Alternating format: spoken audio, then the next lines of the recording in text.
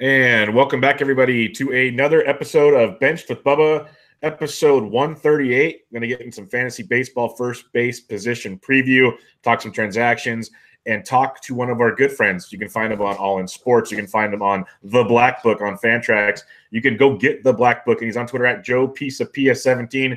Joe, how we doing, man? I'm good, Bubba. It's good to be back. It's baseball time, baby. Last we talked, I think, was NFL. I'm pretty sure, but it's time to prep again. That's what we do. Winter is coming. Well, winter is here. What the hell am I saying? I got storms in Jersey. I got all kinds of crap coming this weekend, but I got food. I got football this weekend. All is good. So, all right. Well, you already got me down a different tangent now. So winter is coming. Did you see that little preview they gave out the other night? I did. I saw the teaser. I did see the teaser, and there was a question too. Where's Bran? You know. Well, like there's the whole theory Brand could be the White Walker. So is he coming to join the family? Yeah, that's all. I don't know if I'm buying that whole thing. I don't know. Are you buying that? I think that's a little far-fetched. I think it's far-fetched. I think they could be on the same wavelength, if that makes sense, the way they both kind of can see things in the future or whatever. But there's a connection there. The fan theory that I give credence to is the whole Sirio Farrell is the faceless man, or the Jack in Nahar, whatever the hell his name is. That one, because you never see, think about Game of Thrones, right? When do you ever not see someone die? Yes. Right? The only guy that doesn't die that you think is dead but is the Hound, who comes back and he's alive. And then Sirio Farrell, he's like, get out of here, everything, I'll take care of this, go run. And then we don't see him die. Why? We love seeing everyone die. It's like the MO of the show. So I think something's up there. We'll find out. I think you're onto something there, my friend. But I could talk that all day long, but that little preview definitely got me lightheaded. So it was very, very nice. Before we dig into some recent news and everything, pump the Black Book, let everybody know what's going on, what season you're in now. It's always number one on Amazon, all that good stuff. Oh, it is good stuff. This is 13 between baseball and football, 13 editions. Year 9 of baseball, I believe. Yeah, I think I'm starting to lose track myself, but it's a good thing. That's a good thing. It is a good thing. And the people, we're the people's book, man. We're not a major entity. We don't have any backing from any major corporate, fantasy nonsense. We're here to help people win, not try to look cute. Oh, even though we're very handsome, that's for sure. But it's got all the starting pitcher profiles by Paul Sporer. It's got contributions by Tim Heaney, the reigning Tout Wars champion, Jake Seeley, the reigning Labor champion. It's got Nate Dawkin from the Nasty Cast and Fantrax. It's got Eric Cross's 100 prospect profile. So, we're talking about profiles for 100 prospects in there. So if you're a Dynasty League owner, it's great. And it's got relative position value and everything else in between by me. Number one again in fantasy sports. We're pushing, we're in the top 10 in baseball books overall on Amazon too. And it's great. Every year it's gotten bigger, and it's made a really big jump the last couple of years. And it's because people have success with it. Because if you give somebody something unique and something that's applicable and adaptable to all the leagues and formats they play, that it's actual strategy and more than just informed opinion, but an actual system that's easy to grasp, it's amazing the kind of success people have had with it. And I'm very proud, and I appreciate you letting me whore it right here. Yeah, no, whore it all. But no, it's awesome because it is great. You like you said, it's a unique thing because, we're going to talk about, the first base position. We're going to go over a lot of things and give our twist on it, but you can get that kind of thing almost anywhere. Like you get rankings everywhere. You get, right. all the preview magazines. For the most part, they're all going to have a little niche, but something's going to be similar. A lot of it. Your thing is, my problem is rankings are useless. Like that's it's like, okay, well that's nice, but what about in this format and that format, and how much better is this guy than that guy? And that's what relative position value does. It compares players to each other, so you get an idea of not just tiers, but where the positive players are and where the negative players are too, because that's equally important to know is how deep is a position really. And it's more than just tiers. It's tiers that are quantified with real value. And you go, okay, that makes sense. And I better get a second baseman by here, because if I don't, well, then I'm kind of in the negative. And if I don't, then maybe I pivot this way. And it really teaches you not only how to draft, but also how to manage and make trades and do everything else, because I also think that's something people neglect. There's a chapter in there about being the commissioner, for God's sakes, and good best practices and how hard and what a struggle that is. I'm sure you've been commissioner of some league at some point. And it's so much fun. Yeah, but you're also the complaint desk. Yep. That's a hard thing, man. Yeah, no, it's awesome. So everybody go check out the Black Book. That's why one reason when we talk positions on my podcast, I don't flat out say, give me your rankings. We aren't going to rank them. We're just, it's basically, here's a list of guys and we're going to use it as a sounding board to talk about the position. Because like you said, there's so many different ways to twist things based on your opinions, based on what you look at, other people's whatever. But you have to get an informed decision on your own, kind of what you're saying, and the Black Book helps get you that direction. So definitely go check that out, everybody. Let's talk some recent news here. It hasn't been the blockbuster moves we saw a little bit in like December, but DJ Lemahieu goes to the Yankees, and this is a kind of puzzling move for some, but not for others. From a fantasy aspect, what do you think of DJ going to the Yankees? I don't think much of him. Those numbers outside of Coors are not good. The OPS is abysmal outside of Coors Field. And look, we've seen some players leave Coors. I mean, Corey Dickerson left Coors and had some mixed success at times.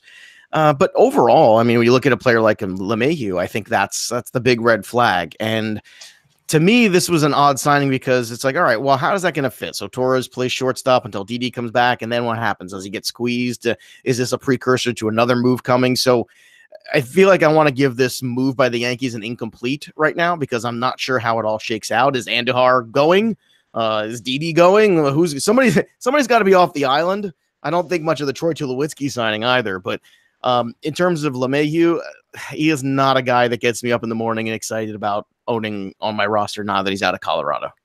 Yeah, and I agree with you there because LeMahieu, he's out of Colorado really does ruin a lot of things, but there's so many moving parts there in New York, like you're saying, where it makes it really tricky to see where he's going to fit. They're saying he can play second, short, and third. Okay, that's all fine and dandy. When Didi gets back, he's not going to play over Didi, like you said. So that's half a season or whatever. Second base, you still have Gleyber Torres playing in the middle of the infield. You have Andujar at third, like you said. They don't like his defense, but he can't DH because of the slew of other players they have.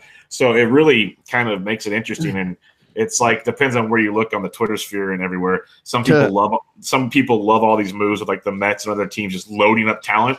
I'm not as big a fan of getting a bunch of starting talent because then you can't. I like guys getting in grooves when they play baseball. Baseball is a game of feel and not feel, but a lot of repetitive nature. Oh no, I think it is. I think baseball is as much a game of talent sometimes as it's about confidence and feel. And I mean that's Joey Votto. Yeah, well, and that's why because I played ball forever, and an argument I always have with people. Guys that say that a kid coming out of the minors can't hit a left-handed pitcher because he's left-handed, I call absolute bullshit because you're not letting them hit against left-handed pitchers. Like, how's he going to learn if you don't put him in the batter's box? Exactly. And the specialization in sports in general drives me crazy, but this is also a thing too. And I mean, maybe I'm a little different, but I always like. I'll tell a story. You ready for story time? So I'm ready. Last year at Tout Wars, we had it at the it was at the Staten Island Yankees ballpark. They actually did a fun little thing there. So we actually in the clubhouse, we drafted in the clubhouse, and they let us go take BP out there. They had a little BP, set up downstairs in the basement area, so we got to get in the cage and stuff and hit. And it's fun because I mean I'm getting old now, but I can still hit. I can still swing it. And I was gonna say I'm very pleased with my performance. I will tell you that. But it was very funny to watch a lot of these quote unquote experts and analysts who let's just say struggled. So I mean, there's nothing wrong with analysis. There's nothing wrong with numbers. I love numbers, but I also think that baseball, especially, there's something about the eye test and there's a lot more intangibles. The last thing I'll say about LeMahieu is this: if you're somebody who happens to own multiple Yankees in that infield for some reason at the end of the draft for bench depth, taking LeMahieu is not a bad idea as an insurance policy. Good call. Let's go to the Dodgers. This one kind of came out of nowhere. Russell Martin gets traded to the Dodgers, gives them a kind of platoon for now with Austin Barnes back there. It's really not sexy by any means, but is there any desire for a Russell Martin reunion on your fantasy teams? It's like that line in Billy Madison, like Jack Nicholson now or 1974. So true. 74. Meg Ryan. Yes. That's my answer. So no. Yeah, that's pretty rough. We can't go there. But look, Martin's had a good career. He's had a lot of bounce backs too, where people left him for dead. So I give him credit for that. I will raise my hand and say I'm one of those people who left him for dead in the past. But look, it's. I think that we're in a spot here where catcher is bad. I don't like 2-catcher leagues. I play in a bunch of them. I hate it. I think it's a waste of time and the reason I think it's a waste of time because it's not a challenge. It's a marginalization. You're taking a bad position. You're making it worse because every time you make me take a second one, all I'm doing is dragging down the value of the good one I already have. And if I'm spending the draft capital on 2 good ones, well, I'm missing out on everyday players and catchers at this point. in the Black Book, actually, last year I did a whole thing about this. 10 years ago, there were, I think, 17 catchers who had 400 at-bats or more. Last year, there were 9. Wow. And the year before that, there were 9. So we're talking about they don't even get enough at-bats to qualify for batting titles. They don't get enough at-bats to really sniff productivity in the first place. So why are you making me roster somebody who's inconsequential, or even worse, dragging everything else down with it? So screw 2-catcher formats, even though I play in them. Yeah, I hate them as well. I'll be playing in the TGFBI this year. It's got the NFBC format, so I'll slug along with it, but not preferred by you. And I will slum at the bottom. We'll make Russell Martin our friend. Yes, I had Nate Dawkin on my last episode talking about catchers, and we slummed through that real quickly and moved on. But let's not let 2 catchers weigh us down. Let's go to another guy that's, actually had fantasy relevance off the waiver wire last year. Not so much sure if he's going to be, draft relevant, but Derek Holland goes back to the Giants, was their best pitcher, sadly, last season. Any desire to give, the old Dutch oven a second try?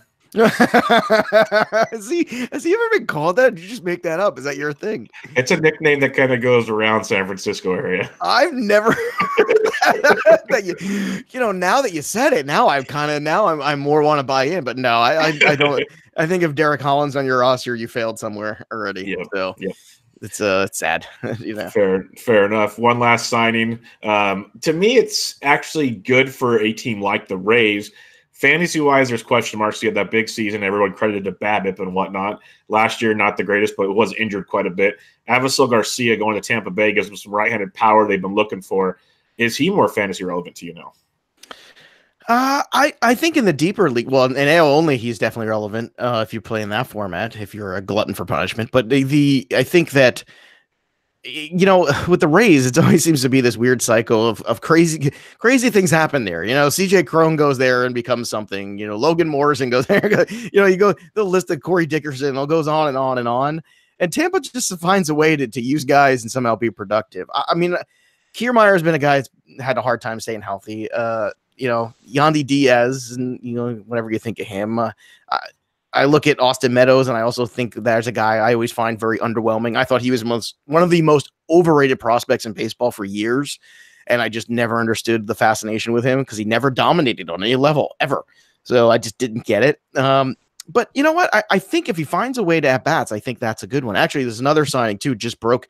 Adam Ottavino just signed a 3-year deal with the Yankees, so they continue to bolster that bullpen. So breaking news right here on the podcast, you, Mr. Baby. Joey PF. Literally just came over the wire there. So that's excited. Big. Yeah. 3 years, $27 million. How you like them apples?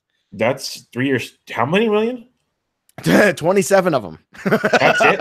Wait, only $9 million a year for him. Wow. Yeah, I mean that's pretty good. I think that's a hell of a deal. Guaranteed. Well, play for the Yankees. That's true. That's true. But I remember when they signed Zach Britton, your boy from the great Northeast as well, Mr. CTM baseball himself, Matt Modica. Yeah, Matty Mo. I was chatting with Matty Mo, and I said, Matt, they already got Chapman. I wanted them to get Ottavino, and I'm not a Yankees fan by any means, but I wanted Ottavino as that setup man. Now that they got Britton and Ottavino to go to that bullpen, my God, just really go through five innings and walk away. Well, that's gonna be their MO anyway with that pitching staff. That's true with CC, Tanaka. Just get two trips to the order and let's move on. Pretty much, that's what it's gonna be. And look, in modern day baseball, and especially the playoffs, it's a proven thing. It's going to work, right? The Kansas City Royals proved the concept, and then everybody copied it. And the Yankees, they got Betances there too. Let's not forget too. So that's a hell of a bullpen to go to and turn the ball over. But a lot of 5-inning starts are going to happen. So, well, here's a curveball for you. Now that Ottavino signed there, we just kind of mentioned they got Britton, Ottavino, Chapman. There's a lot of teams starting to have multiple possible closers at times on their rosters. The relief pitching situation is a landmine where there's only a couple dominant everyday guys, and there's a bunch of these kind of mixed situations. How do you approach that come draft season? In terms of what, like handcuffing, or in terms of like trying to say there's like the position generally, like relief pitching. Say there's a Josh Hader type where he's only going to get you 10 to 15 saves, or there's say there's a team like the White Sox that has Herrera and I'll tell you what, if you're putting that to me, I'd rather take the guy like like Hader, who's going to give me, especially in Roto, massive strikeout numbers and all that stuff. And if saves come, great, whatever, because I mean, there's no guarantee he won't just get you 10 saves. Who knows? I mean, anything's possible. Evil could suck again, but looking at that, I'd rather take the guy who's going to give me strikeouts, whip, and ERA, and he gives me saves too, great, than a guy who's going to blow up everything else for the sake of the one category. And that's why I'm more of a points guy than a roto guy, just typically speaking, because if you weigh everything properly with different point values, then you have a better representation of what's really important to the game. And, that's why, can we all agree that the home run is more important than the stolen base? Of course it is, because it scores a run. So the fact that is a standalone category has always driven me crazy. I think why is that worth as much as a home run is? That's dumb. But there's me being logical and pointing that out, and people don't like that. We can't have logical and fantasy. What are you talking about, Joe? It's not allowed here. And the same thing is with saves, right? So I agree. We're going to chase saves. It's like chasing D Gordon for the sake of the fact he's going to crush your RBIs, he's going to crush your batting average or OBP, and he's going to, crush you in home runs. So he's going to be negative in all those categories just to get a well above and be great at something. And I don't like that. I don't like fantasy formats particularly, and this is just me talking. This is more highbrow discussion, but whatever. I want a league that really mirrors the game more and mirrors the real value, and artificially bumping up players like Billy Hamilton, who are under, I would say very easily below average major league players, and elevating them to a status of where they actually have significant value is ridiculous. I 100% agree with that. It's like, I love playing fantasy baseball because it is fake, but at the same time, you want it to resemble the game you're watching, and in doing so, it's not. So I totally agree. Like, I'd rather have the setup guy like a Hader or some of these other monsters we've seen that have been really, really good. Yeah, Andrew Miller over the years. Yes, that's another one too. Like, so many. Those guys really end up getting, more often than not, Bubba, they end up getting some saves too. Well, look at Dylan Betances throughout the years. Now another guy that's in that mess in New York. He's been like the leader in strikeouts, whip, ERA, or top 5 relievers in baseball. Just doesn't get saves, so he gets overlooked in almost all fantasy formats. I wonder now. It's funny, we're talking about Lemahieu, and then we're talking about Betances, and then all these pieces that the Yankees have. It starts to make you wonder if I've been saying this for months now, and I feel like I'm just kind of alone. That meme of the guy who stands alone in the rain, the umbrella. Like, I feel like where I keep saying the Yankees are going to get in on Bryce Harper, and all they have to do is put Andahar and some other pieces along with Stanton and get Stanton to agree to it. Yep. And then Harper's really the guy that they want. And they've got to put some really likable pieces, young pieces that are helpful along with Stanton to make that work, whether it be an Andahar or Torres or whatever. So, when they start adding more pieces like Ottavino, it makes my conspiracy theories to continue to turn in my head and wonder, well, is this another thing where Betances now becomes possibly movable, in a deal? Totally, because every time the Yankees have made a move this offseason, it's like, okay, that's the last move because they got to go get Harper, and then they make another move. Now they're out on Harper, but then they go make another move. And it's like, eventually, like we already said, there's a surplus of talent there. You have to imagine when they made that Stanton trade, now looking back on it, they're really regretting that thing because of all that money they're getting held up on. No, I mean, look, it thrust them into relevance, and certainly I don't think anybody can deny it helped the development of Aaron Judge tremendously. True. Very so, for all the negatives there's some pluses too. But yeah, I mean, now you're kind of in a spot where do you want to throw a bunch of money at Mike Trout in a couple of years or Harper right now or Machado? And I think the answer is yes. It's just a matter of that's the contract now that's hanging them up from doing that, unless they want to go back to those old school days of being over the cap, which they don't seem to want to. That's what I was telling. I tweeted it out like a week or two ago. I said, if George Steinbrenner was still alive, Harper and Machado would both be wearing pinstripes right now. Oh, 100%. He'd say, screw the goddamn cap. We're going. Right. And, and you look every year about the top teams in baseball. They're all the top salaries for the most part in terms of budget. Coincidence. All the top payrolls. Well, I mean, that's the thing. You can win other ways. It's possible. I mean, Houston's been very good, and but they've added payroll over the years too. And you've seen the Royals go have a run, but the problem is you can't sustain a run without real payroll commitment. And you know what? You talked about Ottavino too, Bubba, when you're only getting 27. I think there's compression in the market now. I think guys are starting to sign because it's getting closer and closer to February, and they don't have teams, and teams are getting a little bit more disciplined. And they're not throwing the money around that they were a couple years ago. Yeah, I can't wait to see where this goes in 2022, and we don't need to get in a whole strike debate because that's likely going to happen. But there's a lot of factors going to have to change here when they're making $10.3 billion in revenue and all these other things that even the smaller market teams, they've already come out and said they all could sign guys for $25 to $30 million a year. It's all there. They all have the money to do it. They're just not doing it. So there's going to have to be, I don't know, something. You can't never force anybody to spend money, but there's got to be at least a floor put in maybe to go with the ceiling. Well, unless you want to finally move to a salary cap. That would be the best case scenario. I think it's long overdue for baseball. And yeah. I mean, I've got a lot of ideas. I just did a whole thing on All In Sports about, my concept for improving baseball. And I don't want to, take too much time with this, but the long short of it is slim down the regular season and increase the playoffs, because everybody loves a tournament in baseball. There's nothing more exciting than a tournament in baseball. And if you started it in freaking August, it would have so much juice because, what's going on in August? Nothing. Preseason football, whatever. Kids are home from school. Everybody's hanging out. Kids can stay up late and watch all these games. They could all of a sudden, have these summer nights where they're staying up in August till 10 o'clock, 11 o'clock at night watching these games. And, the Little League World Series is super popular. Why? Because there's a vacuum where it's fun and it's a tournament and it means something and all the games are compressed and it's baseball and it's summer in baseball. We can go out and play baseball. The problem is when baseball at its peak now, NFL has become so popular that once you hit September, it's very difficult. Forget October. And if you would just trim that back and all of a sudden start a playoffs in August, I think that you would have a whole lot more eyes on the game again and a lot more excitement and building a new fan base who could actually watch the games. 100% correct. It's a very good call. And we also wouldn't have meaningful playoff games in the snow in like November. So there's a lot of things to think about there. So I like that a lot. We could rehash that again because I can sit there and talk non-fantasy baseball with people all day long. All day, baby. All day. That's my passion in life. But let's go a little bit to first base here. We'll kind of fling it around a little bit. We're going to go off the top 10 in FBC, but it's just kind of as a free-flowing forum. The top two guys going off the board right now are Paul Goldschmidt and Freddie Freeman. Paul going to St. Louis again in the offseason. They're kind of 1A and 1B. They're both going around the same point in drafts right now. How do you look at Goldie and Freeman? Because Goldie doesn't run like he used to. He doesn't, but, I also think when you look last year at the splits, the humidor kind of hurt him a little bit. And Goldschmidt, for his career outside of that building, is still a career 300, 400, 500 player. So when you have a 3-4-5 slash, that is elite of the elite. I think only 3 guys had it last year.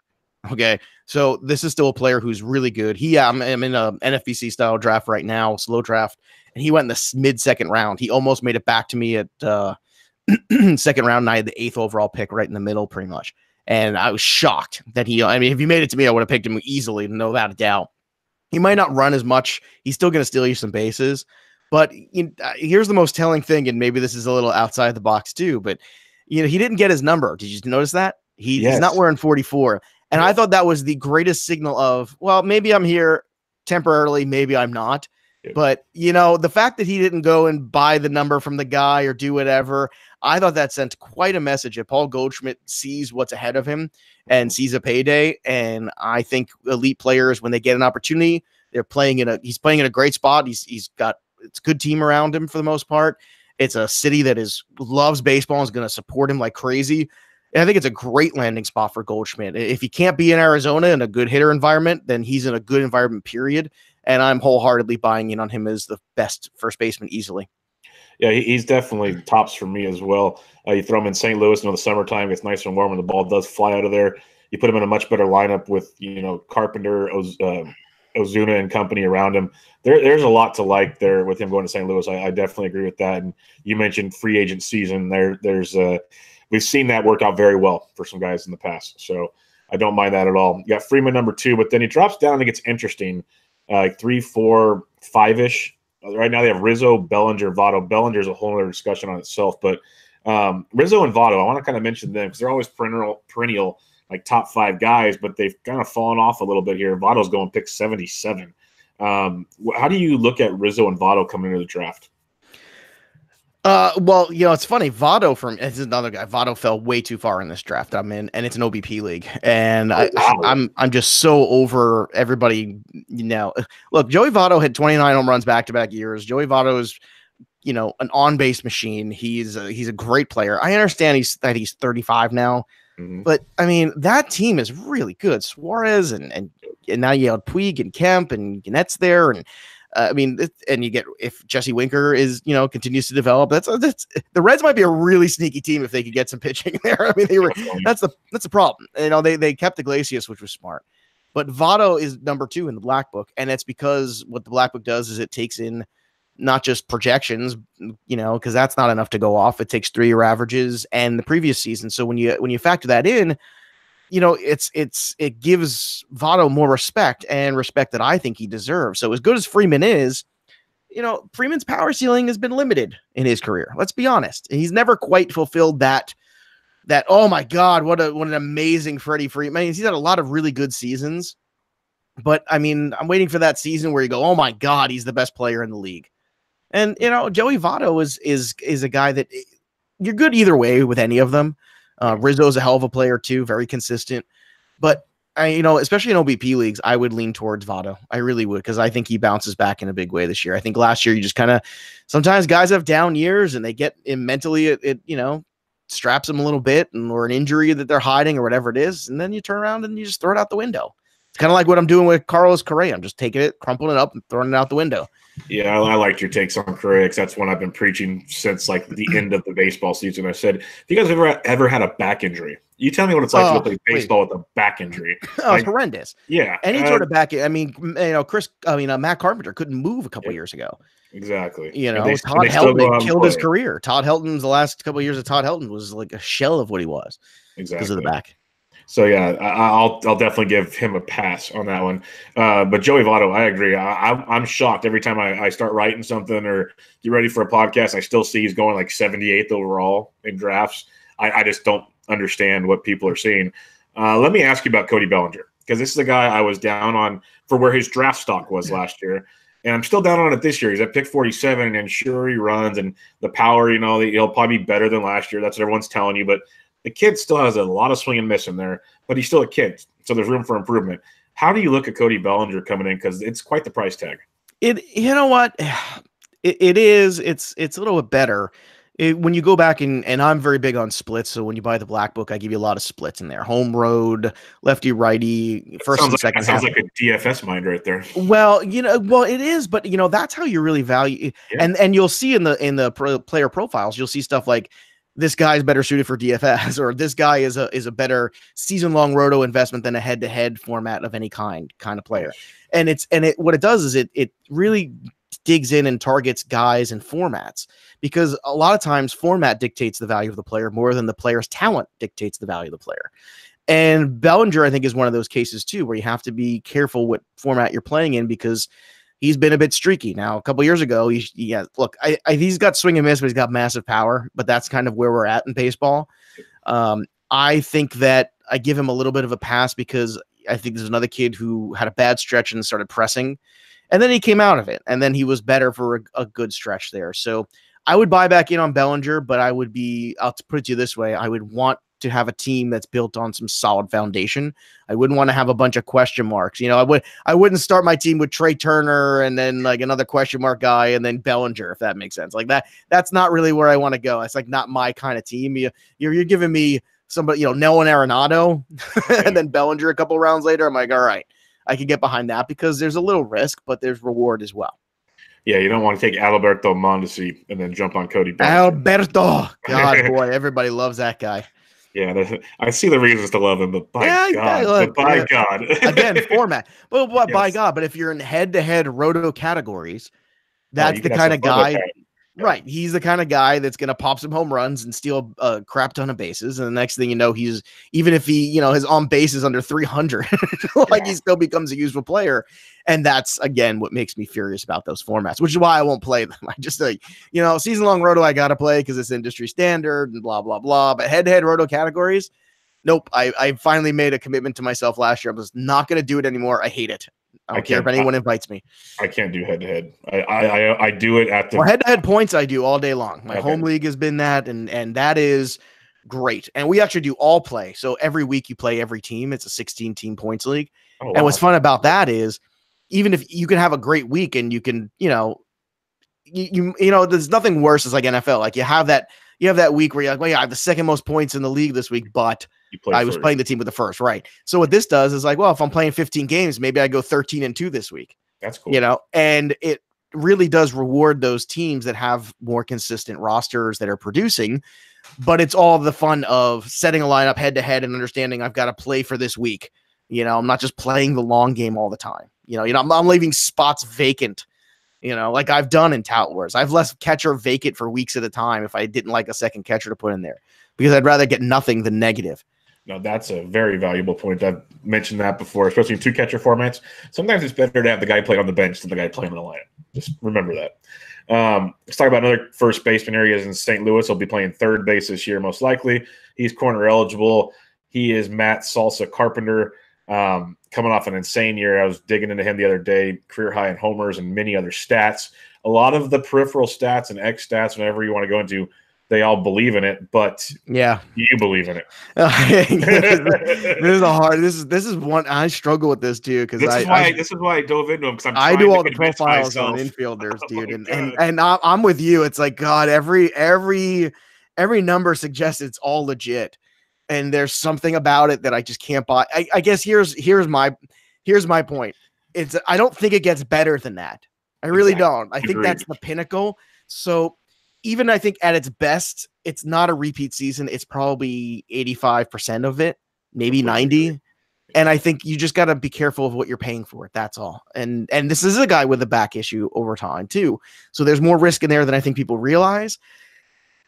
But so far in early drafts, I've seen people haven't bought in from, like, they're not buying at last year's price from what I've seen, and I think that's why.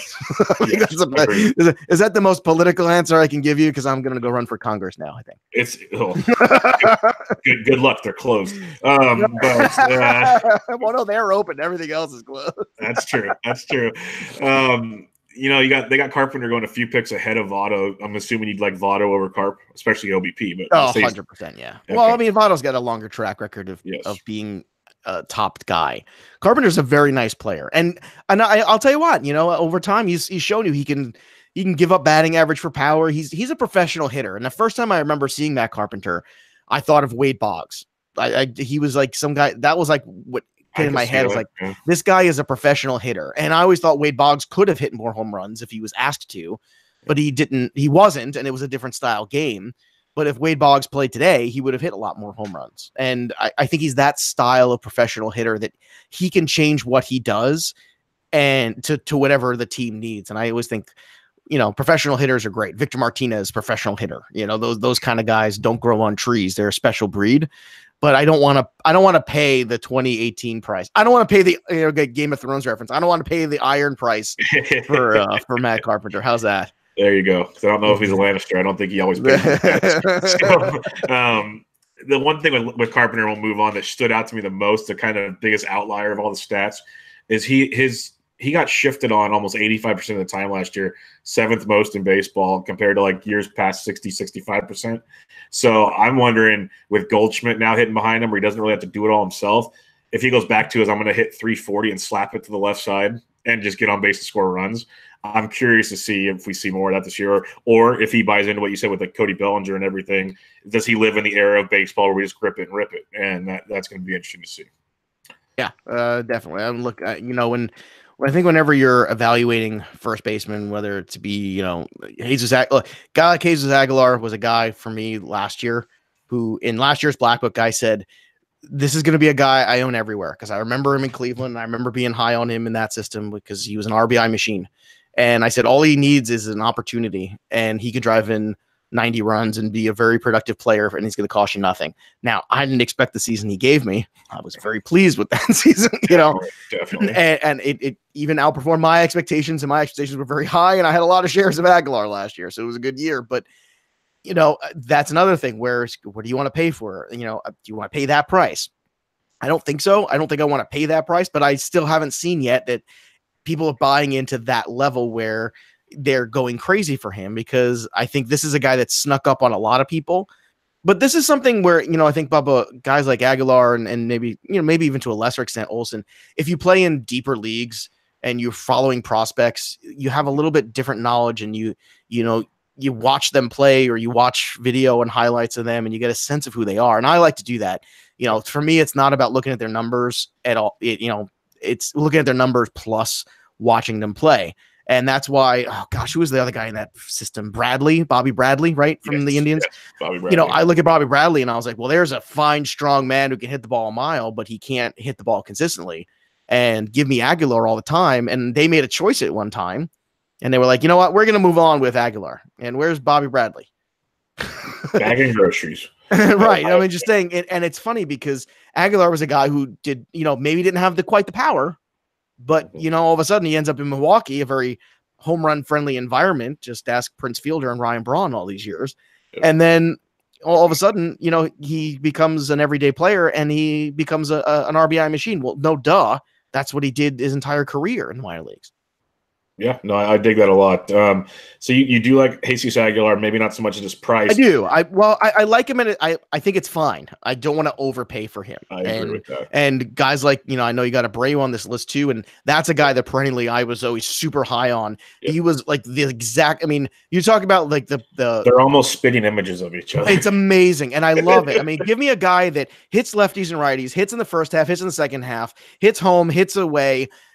Gets on base, scores runs, hits for power, hits for average. He does everything, and he does it consistently. He is so good in every format, and you could just set it and forget it. And last year he got hurt. Yep. Okay, so what? Like, I mean, so now he's crap. Like, and I see him falling off the face of the earth, and I will take Abreu over Aguilar in a second. Thank you. That was where I was going with that because I've been trying to preach that. It's like. There's a point where I like to take chances in drafts. There's also a nice point where you can get like your Nelson Cruz types where it's, you know exactly what you're going to get, like plus or minus whatever 5% variable. Like this is your guy. Jose Abreu is that guy, and now he's got a young team around him that's getting better. I think he might even. I'm not saying he's going to take a next step. He's actually older than people think, but I think he's got a big year ahead of him. I really do. And, you know, what if they go sign Machado or Harper and, like, you throw that in the lineup with him? My goodness. Like, that's outstanding. So I love Abreu, and I'm with you there because I've been seeing this Jesus Aguilar love, and I get it. How can you not like the cuddly big bear there in Milwaukee? He's awesome. But Abreu, to me, just brings just so much you can kind of relax when you go take that. Say, like you said, you go take that Trey Turner start. Go take a Jose Abreu later. You feel a lot better about life. Yeah, give me a Jose Abreu. I'll tell you what, it's funny too. I'm in the, it's 15-team league. I think this is the 9th round. I got to go look at it. Maybe it's the 9th or 10th round. I don't know. It's late. Let's put it that way. It's getting late here in this draft, and I finally decided I'm going to take a shot on Miguel Cabrera. I'm just going to do it. It was actually, when is it? No, I'm sorry, the 11th round. I'm like 15-team league. 15-team leagues, like, and it's an OBP league. So I'm like, look. You know, if you're going to let Miguel Cabrera slide around there all the way, I mean, if we don't talk about professional hitters, talk about all world great guys. And Pitcher List just did a great article about Miguel Cabrera's season last year and how, you know, it was so short, but all of his deep stat numbers all project out to be another 300, 400, 500 season. And that's an elite player. That's people say, he only hit 3 home runs. Well, yeah, but there could have been that month where he hit 12. You know, and it averages out because that's baseball, like, you know, like you say. And, you know, you just can't let players of that ilk. I'll go down with that ship before I go down with the Max Muncy ship. Like, that's me.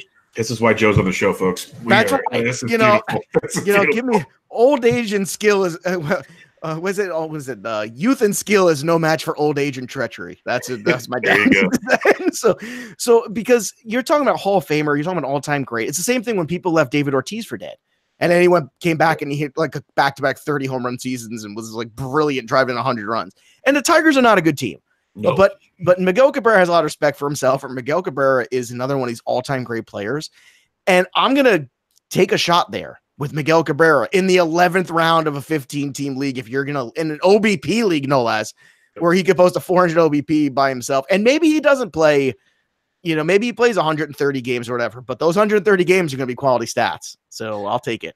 Yeah, I don't hate it at all. Pick 162 for a guy that at that point in the draft. At that point in the draft, you should already have your power kind of figured out. He's going to supply you with a very quality average or OBP. He's going to drive in some like 80-plus runs. Even if he's not the MVP Miguel Cabrera, if he's 80% of that, which I think he definitely could be, I think that's still a phenomenal pick. He's a good corner infield option, a utility option, first base. If you just waited on it, like you said, there's a lot to like there. Like that's crazy. Dude, this whole team that I've drafted, I've just stuck with the theme, which is great talent that's being undervalued. And this is probably the most talent. So much of it early on. There's so much of it. This is the roster. I mean, so I'll go through it. So the first one is I got Altuve at the 8 slot.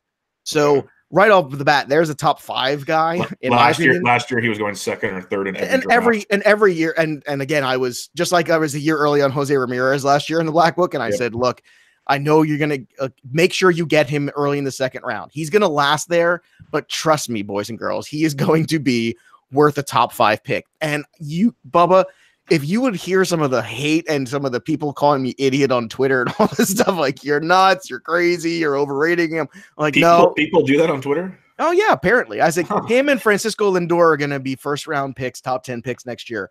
Mark it in ink. And you know, it's fun. I got to take those profiles from last year's Black Book and I dropped them in this year's Black Book. And I just want everybody to know, while everybody else is on this bandwagon now, this is why the Black Book is the Black Book, because we're a year ahead. How about last year too, when we said that Garrett Cole was going to be, you know, he was on the same exact statistical track record as young Max Scherzer. Beautiful. This is the year he breaks out, and he breaks out because he's also pitching in the back of a rotation or in the middle of a rotation that has Justin Verlander, just like Max Scherzer, where he doesn't have to be the guy. And we take that pressure away from the kid, all of a sudden he's going to blossom, on top of which all the stats are trending in the right direction for his age. And wouldn't you know it, he became basically a Max Scherzer type pitcher last year. So yeah, I mean, and so so the theme here, because you'll enjoy this. This is kind of where we're going. Second round, again, you know, so this is pick 23 overall. Chris Bryant, another guy. You give me back-to-back brilliant seasons, and he has a down year because of an injury, and now he sucks? No, that's not how baseball works last time I checked. And I went back-to-back pitchers then with Noah Syndergaard and Madison Bumgarner. And I went early with Bumgarner, but I listened to your podcast this morning. Right, so I mean, is there a bigger money pitcher than Bumgarner? I don't know. I've been getting yelled at just like you on this, and I'm telling people it's not even a homerism on my part. You give me a guy that's going to give you 180 plus innings, he's going to go battle for you. The ERA might not be as ideal as you want, but I could still see 3.5, and the guy is going to get you 160 He is the best plus money pitcher in baseball. If there's a game you have to win, you tell me who you want on the mound. I'm sorry, I want Bumgarner. I've watched it many, many times. I've seen, as a Mets fan, I watched it in person and beat Syndergaard. So I got him in Syndergaard, and I took a shot on Syndergaard, but I'm willing to take a shot with him because of the age and where he's at. And then we're talking about, and after that, we're going Corey Seager, another phenomenal talent. I ended up eventually getting Josh Donaldson in the 8th round. Brian Dozier, Will Myers, now just added Cabrera. I mean, I'm looking at this team, and I'm thinking to myself, okay, all of these guys at one point in time were first, second, or third round picks in the last 5 years. Easily. And that's the thing. When you start looking at this draft, all these guys, because of either injury or a down season or whatever it is, these once highly valued players are being tossed aside for, I'm not, no slight on guys like Soto. He's a great player, but we're putting the cart before the horse with all. I mean, Acuna is great. No one's a bigger Acuna guy than I am, and I'll be happy to take him in the first round. But this thing where all of a sudden these guys are useless, I'm not buying that narrative at all. Give me this proven major league talent that's done it not one, but multiple seasons at a discount, and I'm going to roll over you in a league. That's, I think, what everybody needs to realize right now. No, I love that. I love your strategy. We think a lot alike. Hopefully we're not in the same league. That's because we played. You know what we should do? We should go in on a team together someday. That'd be fun. We definitely should one of these days. Because we have a lot of very similar philosophies here. So this could be really, really interesting here. I've always been scared to share a team with people because it's hard to find the matching philosophies. But it is. It's very hard. But another top 10 guy, the last top 10 guy I want to ask you about here, you mentioned him briefly, Matt Olson. I've been on the Matt Olson bandwagon since he's been in the minors. I recommended him as a dynasty stash when he started coming up. I've been on this guy left and right. I have him ranked, I believe, 6th in my first base rankings. I think he just continues to develop and be very, very good, and you get him about pick 110. What's your thoughts on Matt Olson? If I'm crazy, let me know, but what's your thoughts on him? No, I like Olson a lot. And Olson's one of these guys, too, where I was suspicious. I'm always there's certain guys that I'm like Carpenter. I was suspicious too. And he's Carpenter, I dropped last year.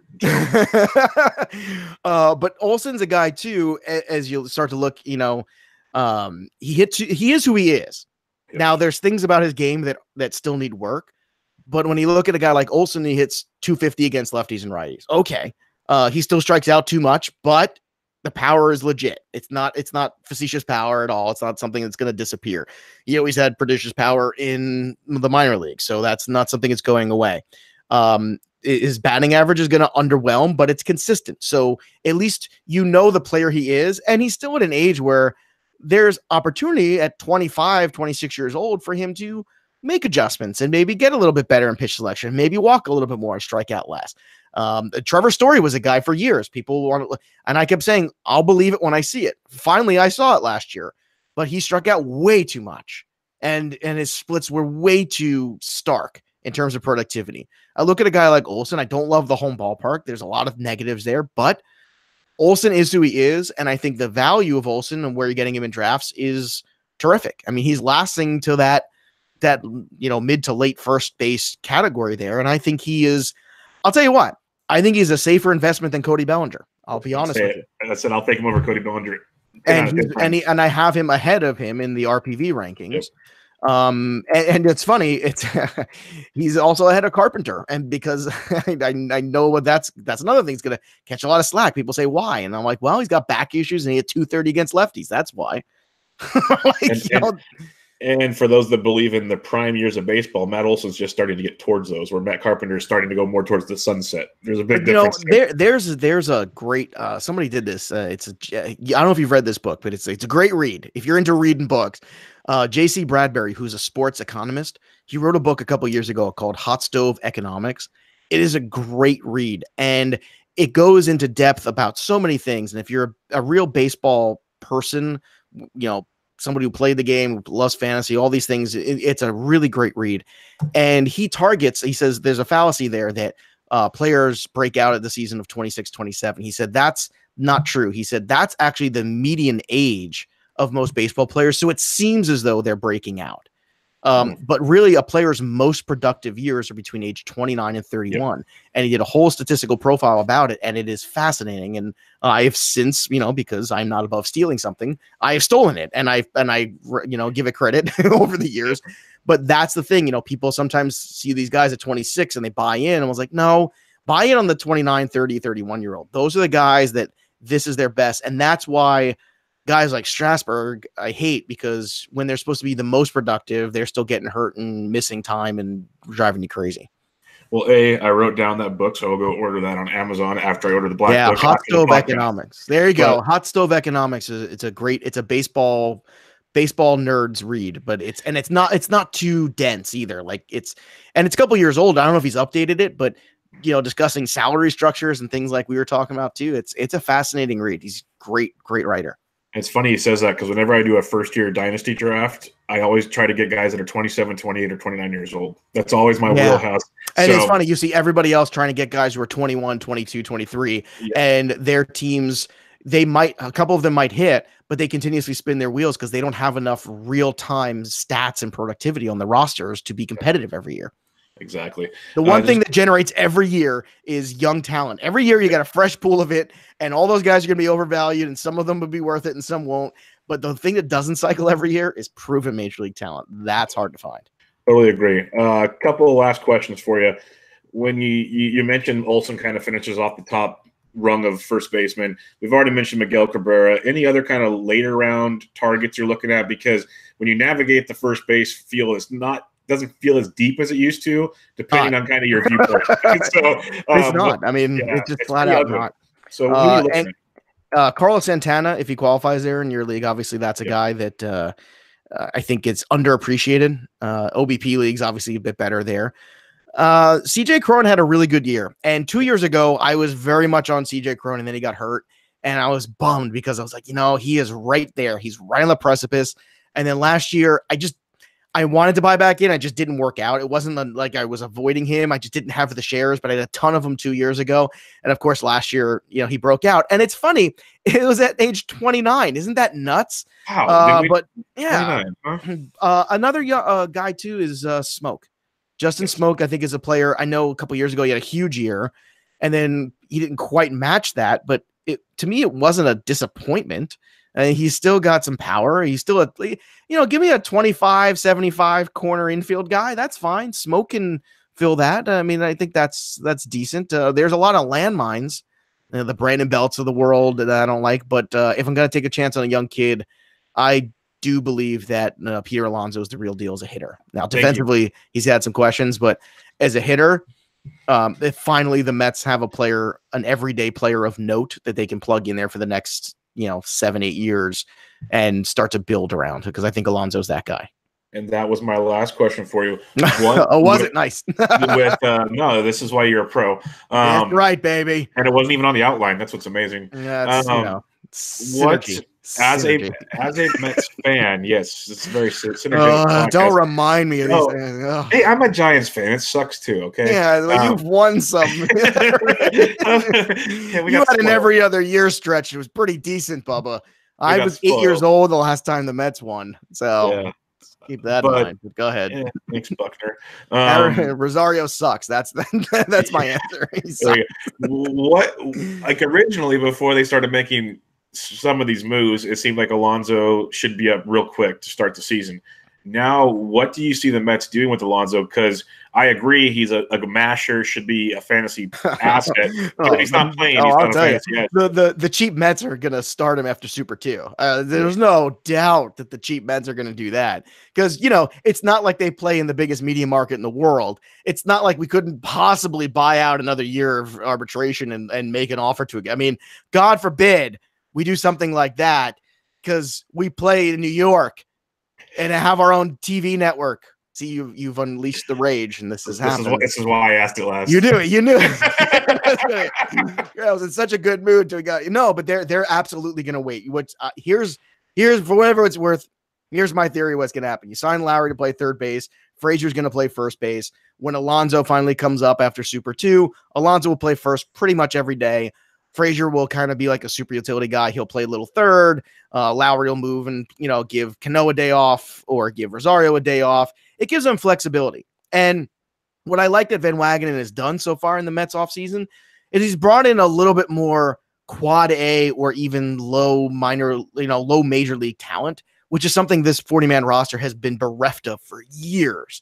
Even if it's guys like Keon Broxton, who, Keon Broxton could have a hot week or two and help you out if you're the New York Mets when you have an injury. Every time they've had injuries, and everybody has them, but they've had a lot, their WAR replacement guy is just so far beneath. And McNeil's another guy too. He's going to move around, and I know everybody loves Jeff McNeil, but let's calm down with that too. Let's be real. Before he came up last year, no one knew he was even. No one knew him, right? Exactly. I'm still annoyed that we didn't trade Lastings Millage for Manny Ramirez. Like that's blast from the past. Lastings Millage. That's how deep my rage goes. Okay, so because Manny Ramirez wouldn't have won us a title, but Lastings Millage was the future. That's great. That's fucking great. Oh, that's a name for you. And there's your answer, everybody, of why you should always deal prospects for proven major league talent. There you go. Yeah. I'm gonna leave you with that. Lastings hashtag Lastings Millage. Hashtag Lastings. That is absolutely. I can still see his dreadlocks as you mention it. Guys, it will never trend on Twitter for 1,000. Oh my God, he'll be the only guy that searches that today and goes, "What the hell?" Yeah, right. There he is. Every morning he gets up and he searches himself on the internet. No one's talking about me. Again, day number 7,455. Right, exactly. All right, Joe, let's wrap that up. Why don't you let everybody know once again, Black Book, All in Sports, everything you got going on, where can they find you, sign up, all that good stuff? Absolutely. Well, obviously 2019 Fantasy Baseball Black Book is on Amazon. You can get it paperback, which most people like. And I printed on the paper that you can write on and highlight, because I know people like that kind of stuff as opposed to that dopey magazine paper that you can't do that with, because I know people like smart. See that? So that's fun if you get the paperback. It's also there for Kindle. You can get it right now with the Kindle for iPad app for free as well. That's a free app, not the book. No, but the app is free. It will be on iTunes, I believe, either tomorrow or the beginning of next week. I'm just waiting for approval there because Apple takes forever. But if you can't wait, you got to have it this weekend. Get that Kindle app on your iPad or whatever iTunes device you want to use. But paperback seems to be the most popular choice. You can listen to the Fantasy Black Book. That's everywhere you can listen. The Stitcher, iTunes, iHeartRadio, all over the place. Also, All in Sports on Patreon. It's a sports show with fantasy tweaks. It's me, it's Jake Seeley and Chris Meany. We get some great discussions there, and we talk fantasy, but we talk sports and, talk about Jake's dating life and all the fun stuff or lack of. So that's always fun. And also In This Ring. If you're a wrestling fan, I host In This Ring podcast with Tim Heaney, and we're rabid wrestling fans, and we cover everything from the indies to WWE. So that's it. I want to thank you for having me on the show, man. It's great talking sports with you. I told you last time how much I enjoy it, and and anytime you want to have me back, please just holler at me, man. I'm in. Yep, we will. I could sit and talk to you about like all kinds of different deals. We should have a beer next time. That's the problem. We need to do one of these live with a couple beers and then tell everybody what we really think of Lasting's Millage. Exactly. You go Lasting's Millage. I could talk about all kinds of guys. We could have some fun with it. Yeah. But, we'll definitely do it again. There's no question about that. But everybody, go check out the Black Book, the podcast, the book, all of it. Good guys that we all like and know. And the All In Sports guys are hilarious. It gets kind of a good little product that it gets you away from everything. But on Twitter at Joe Pisapia 17. Joe, thanks for joining me yet again. Everybody, this is Bench with Bubba, episode 138, Fantasy Baseball First Base Preview. Catch you guys later.